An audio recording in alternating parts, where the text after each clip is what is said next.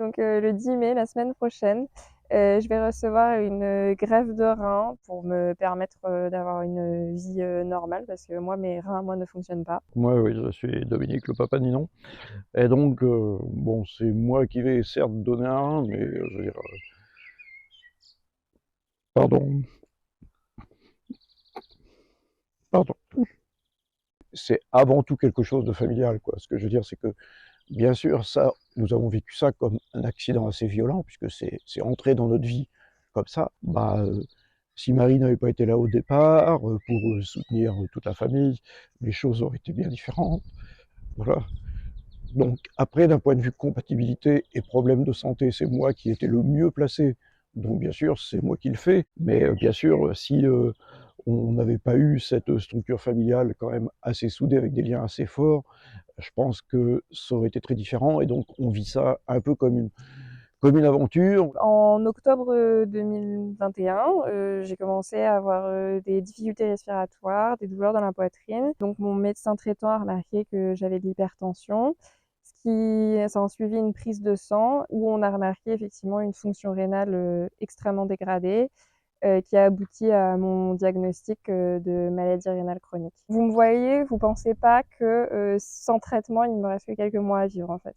On m'a dit que d'ici 1 an, j'aurais, soit besoin d'être, en dialyse, donc d'être branchée à une machine pour, purifier mon sang pour remplacer ma fonction rénale, ou que l'autre option, qui me permettrait d'avoir une vie, plus normale et plus de liberté, c'était de bénéficier, d'une transplantation rénale.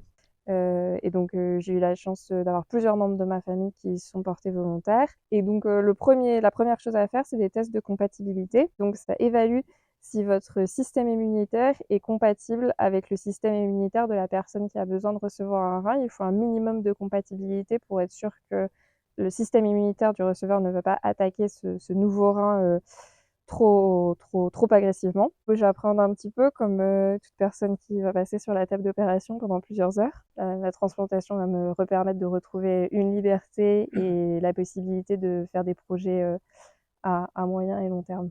C'est très important d'être bien entouré dans ces moments-là. Voilà, moi j'ai cette chance-là. À travers cette expérience-là, moi j'ai un peu découvert ce que c'était les maladies rénales parce que j'en avais pas entendu parler en fait. Aujourd'hui j'ai 33 ans et j'avais jamais entendu parler de ça. Alors que ça concerne, il y a 100 000 personnes en France qui sont en stade terminal de maladie rénale, ça veut dire qu'il y a 100 000 personnes qui sont sous dialyse ou sous greffon.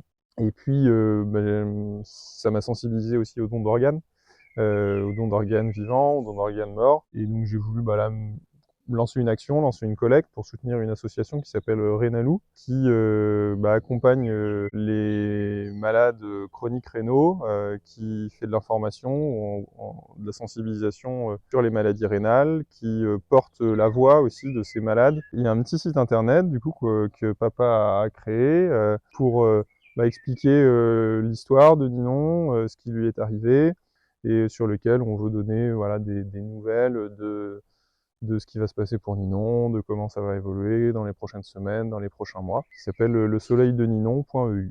C'est très dur de passer de personnes, jeunes, saines, actives, avec toute la vie devant soi, au statut de malade chronique qui ne guérira jamais. Quand vous êtes à ce stade de maladie rénale, c'est très, très fatigant donc je suis obligée de limiter, ce que je fais. C'est un travail personnel, assez long. Normalement, mercredi prochain, on commence à gravir la colline, ouais.